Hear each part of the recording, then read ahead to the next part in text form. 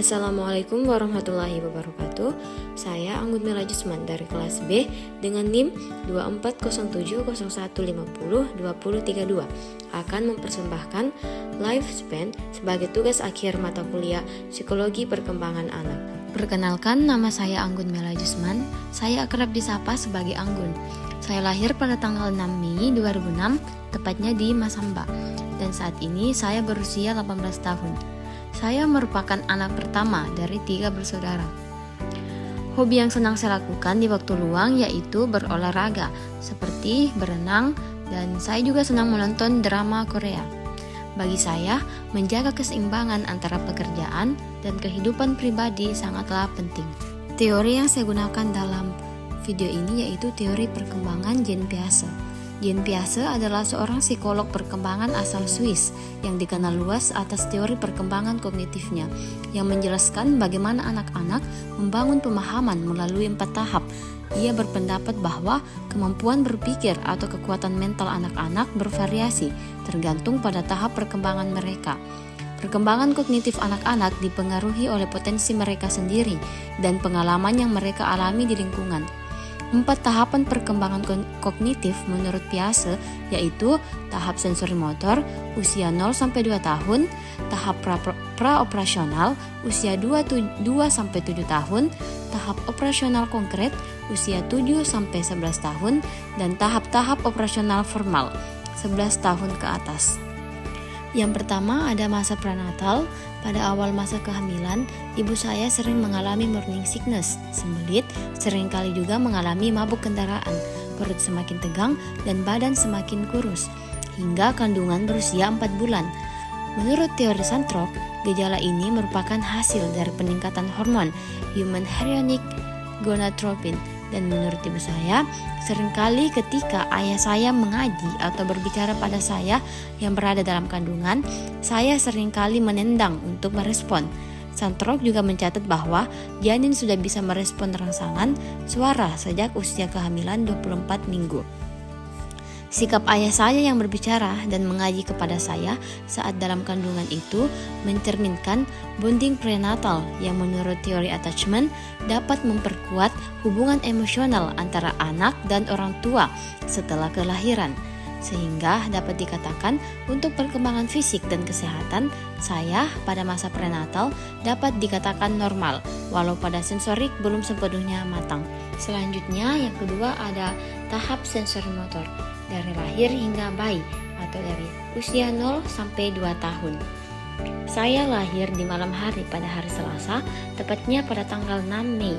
Berdasarkan pernyataan ayah saya terlahir normal dengan berat 3,2 kilo, tepat 9 bulan, dan rutin mengonsumsi ASI eksklusif hingga usia 6 bulan. Pada usia 3 bulan, saya sudah mulai bisa melihat, mendengarkan, dan merasakan objek sekitar, dan mendapatkan vaksinasi BCG, dan saya juga sudah bisa tengkurap, di mana hal ini sesuai dengan teori motor milestone yang menyatakan bahwa kemampuan motorik berkembang secara step by step dari kontrol kepala hingga kontrol tubuh bagian bawah.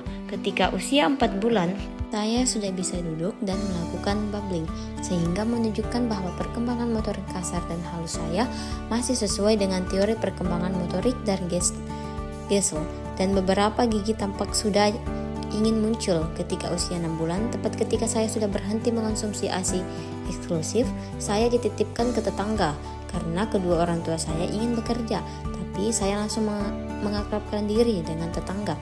Pada usia 1 tahun lebih, saya sudah mengenali semua huruf dan sudah fasih dalam berbicara, walau masih kurang mampu untuk berbicara cepat. Hal ini mencerminkan teori nativis dari Noam Chomsky yang menyatakan bahwa anak memiliki language acquisition device, bawaan yang membantu belajar bahasa dengan cepat. Pada saat ini juga saya sudah diajari mengenai toilet training, jadi sudah tidak lagi pop sembarangan.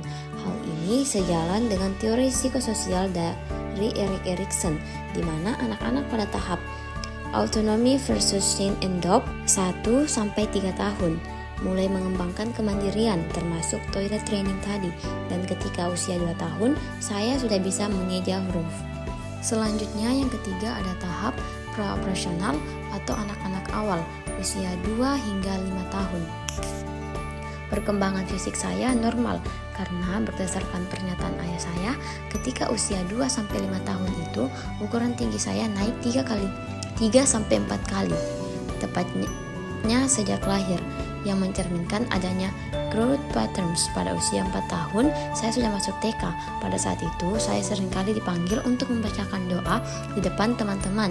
Keberanian saya untuk tampil di depan kelas dan membacakan doa berhubungan dengan contoh dari pengembangan sense of initiative. Piaget juga menyatakan bahwa ketika umur segitu, anak masih memiliki keterbatasan dalam logika konkret, tetapi mulai menunjukkan egosentrisme. Dan untuk moral, saya bisa dengan fasih mengucapkan sapaan sopan kepada orang yang lebih tua, serta melakukan salim ketika bertemu dengan nenek atau sanak keluarga. Hal ini menunjukkan bahwa saya mulai memahami norma sosial dan kesadaran moral yang sesuai dengan teori Erik Erikson tentang tahap belief in God.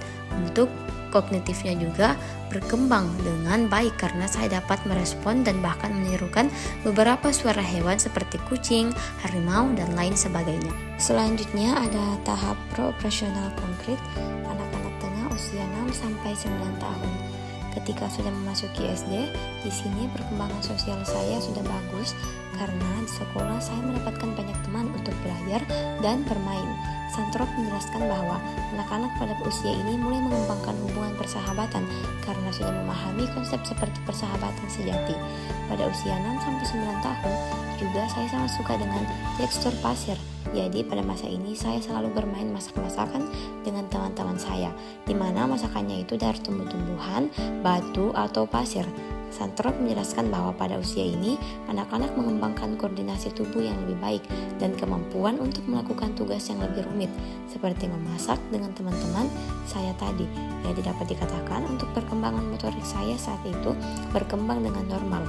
Pada usia 6-9 tahun, saya juga paham dengan moralitas seperti menaati tata tertib sekolah, di mana sejalan dengan teori perkembangan moral oleh Lawrence Kohlberg yang menyatakan bahwa anak-anak mulai memasuki tahap konvensional di mana mereka mulai memahami pentingnya aturan dan kewajiban dalam kehidupan sosial.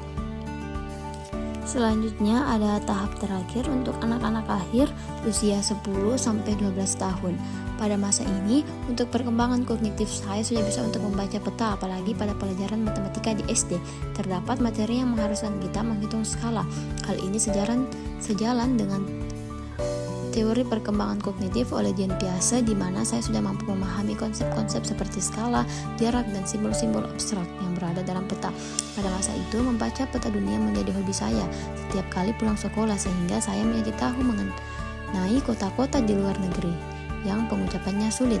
Hal ini menunjukkan bahwa saya sudah mengembangkan kemampuan berpikir logis dan memecahkan masalah secara konkret. Selain itu, pada usia 11 tahun, saya sangat menyukai untuk menonton film fantasi barat seperti Harry Potter, The Maze Runner, Narnia, dan lain-lain.